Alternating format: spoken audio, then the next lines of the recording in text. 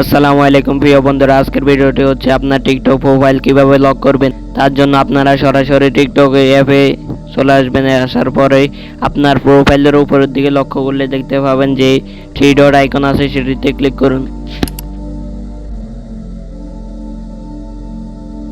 করার পর setting and privacy নামক একটি অপশন আছে, সেটিতে ক্লিক করে দিবেন।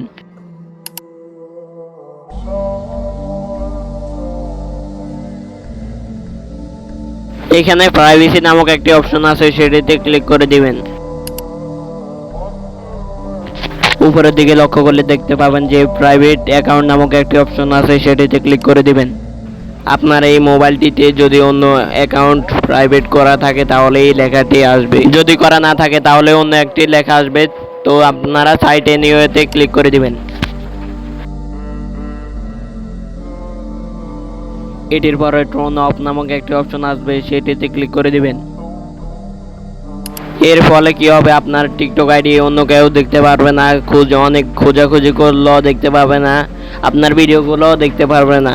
এমন মজাদার ভিডিও পেতে আমাদের চ্যানেলটিকে সাবস্ক্রাইব করে রাখবেন আর ভিডিওটিতে একটি লাইক দিয়ে দিবেন আর বন্ধুদের সাথে শেয়ার করবেন।